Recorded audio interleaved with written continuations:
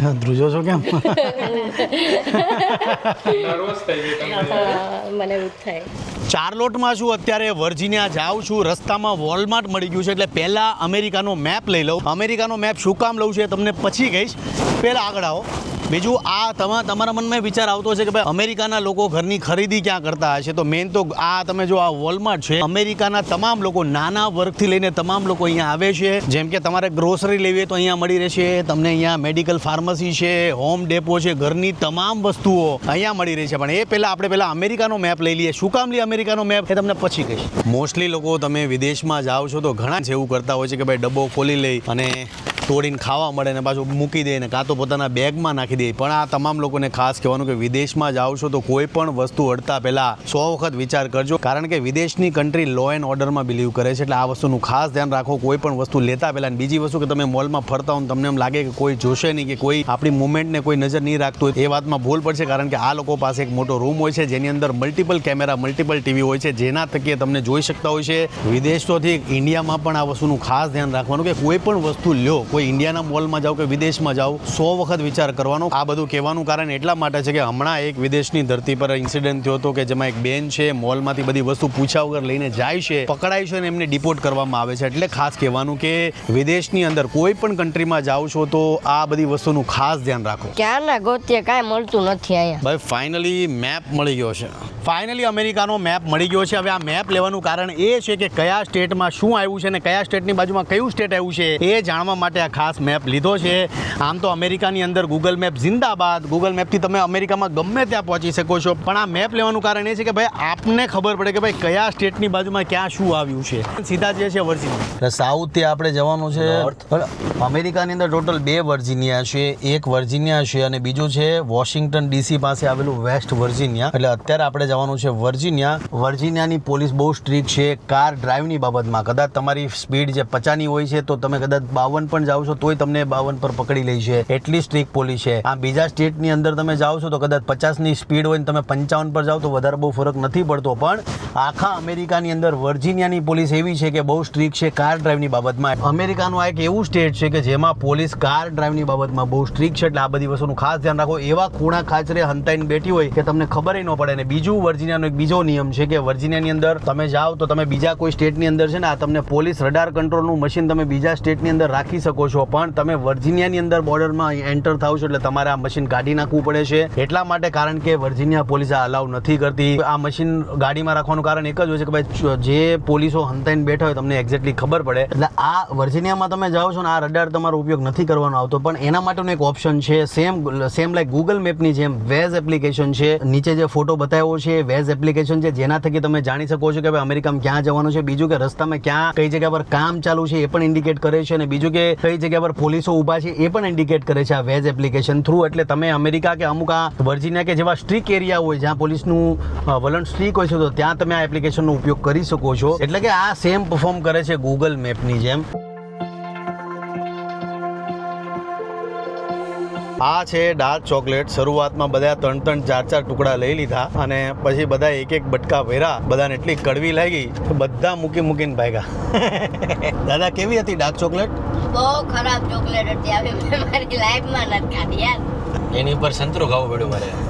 શરૂઆતમાં બધાએ 2-3 આ ભાઈએ તો 3 પીસ લઈ લીધા. મને 3 પીસ.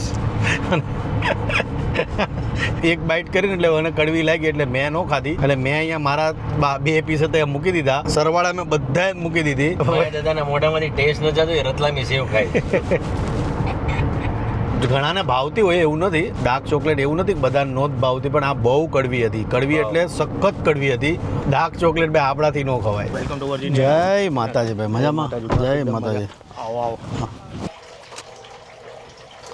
ધ્રુજો છો કેમ? નર્વસ થઈ ગઈ તમે?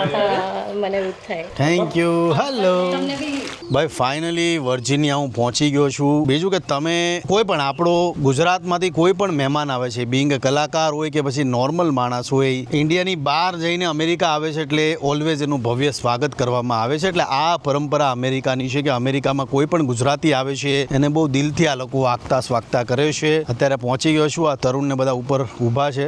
જગ્યાનો સદુપયોગ તો આપણા ગુજરાતીઓ જ કરી શકે. આ તમે જુઓ સરસ મજાનો વાડો છે જેમાં શાકભાજી ઉગાવ્યું છે. લાકડાનો મસ્ત વાડો તમે જુઓ, ઓલ્ડ પેટર્નમાં વાડો છે, શાકભાજી ઉગાડ્યું છે, બહુ સરસ. જો આ તો બેકયાર્ડ છે, પાછળનો રસ્તો છે. તમને આગળથી બતાવું કે આગળથી ઘર કેવું લાગે છે. સ્ટેપ તમે એકદમ ઓલ્ડ પેટર્નમાં બનાવેલા સ્ટેપ, આ જેને કદાચ ગુજરાતમાં બનાવવું હોય આ ટાઈપના ઘર તો તમે બનાવી શકો છો. આ ઘર છે, ફ્રન્ટ સાઈડ વ્યૂ છે આનો. એકદમ ક્વાઇટ સોસાયટી, એકદમ પીસફુલ. તમે જુઓ તો તમને જમીને ચાલવાનું મન થાય એવી જગ્યાઓ છે. આ 2 દિવસ અહીંયા રહેવાનો છું.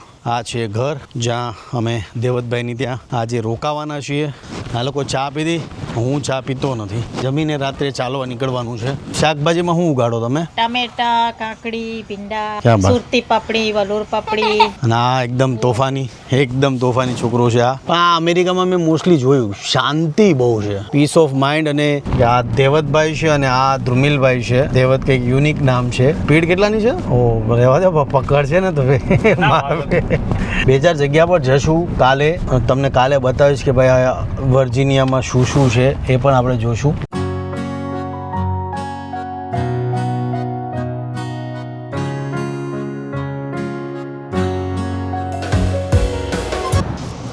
આહા, પાવડરની સ્મેલ આવવા માંડી. ભાઈ આપણે આવી ગયા છીએ અત્યારે અમેરિકાના લોન્ડ્રી રૂમમાં. અને શું કહેવાય? લોન્ડ્રોમેટ એટલે કે તમે અહીંયા તમારા કપડાં ધોવડાવી શકો છો. મોસ્ટલી ઘરોવાળા હોય છે, જોબવાળા હોય છે, બધા જ લોકો અહીંયા આવે છે અને પોતાના કપડાં અહીંયા ધોવા નાખે છે. આ પણ એક બિઝનેસ છે ભાઈ અમેરિકાની અંદર. બીજું ખાસ કે એકવાર તમે કપડાં નાખો છો, આમાં જેટલા કપડાં સમાય એટલે એનું છે $2.75 એટલે કે અરાઉન્ડ થાય છે મારા ખ્યાલ પ્રમાણે $300 નાના મશીન માટે. અને આ છે મોટું મશીન. તો આ મોટા મશીનની અંદર તમે જે કપડાં નાખો છો તો એનો ચાર્જ છે અરાઉન્ડ $5. મોસ્ટલી અમેરિકાના લોકો, ખાસો અમેરિકામાં વસનાર લોકો, તમામ લોકો આ જ વસ્તુ કરે છે. ભૂરાબેનને જોશો અહીંયા મારી પાસે, એ મસ્ત એના કપડાં લઈને વોશિંગ ક્લોથ. ઓકે, જોયું તમે? એટલે મસ્ત પોતાના કપડાં એમના અમારા ડોશીમાના કપડાં ધોવાય છે. 7 મિનિટ ધોવાના પૈસા લીધા એમણે. તમે જુઓ મસ્ત કપડાં આ ડોહીમાં જુઓ તમે. નમસ્કાર, થેન્ક યુ. એટલે અહીંયા પોતાના કપડાં હરેક, આમ તો ઇવન અમેરિકન હોય કે એશિયન હોય કે 18 આલમના જે અમેરિકામાં રહેનારા લોકો અહીંયા કપડાં ધોવડાવવા માટે આવે છે. ખાસ આ મશીનો છે કારણ કે અહીંયા કોઈની પાસે ટાઈમ નથી, બિઝી છે બધા પોતપોતાના કામમાં. એટલે આ છે અમેરિકાનો લોન્ડ્રી રૂમ.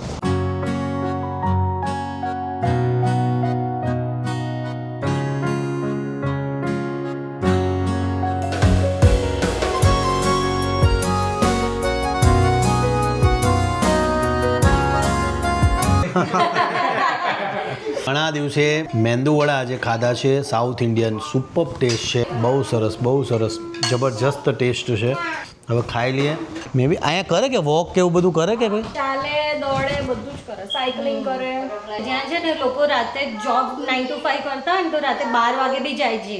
મહેશ દાદા ને બધા અહીંયા બેઠા છે. હા, જોબ પર ગયા હતા હમણાં જ આવ્યા. બહુ સરસ. અત્યારે રાતના 8:30 વાગ્યા છે. રાતના 8:30 વાગે તમે ઘર જુઓ, બધા મસ્ત બધા બેઠા છે. બીજું ખાસ કે અમેરિકાની અંદર ઘર છે એ વેચવાનું છે. આ ઘર વેચવાનું છે અને જે કોઈ વ્યક્તિને પોતાનું ઘર વેચવાનું હોય તો આવી રીતના ઘરની બહાર બોર્ડ મારી દે છે, હોમ ફોર સેલ. આવી રીતના જે પણ કોમ્યુનિટીમાં રહેતા હોય તો બધાને ખબર પડે કે ભાઈ આ ઘર વેચવાનું છે. કોન્ટેક નંબર આપેલો હોય છે કે ભાઈ આ વ્યક્તિને તમે કોન્ટેક કરો. આ રીતના કોન્ટેક નંબર આપ્યો હોય છે. આ ઘર વેચવાનું છે એટલે એવી રીતના હોય છે. બાકી ચાલવા હું નીકળ્યો છું, જેમાં પછી મોસ્ટલી લોકો ચાલવા નીકળે છે.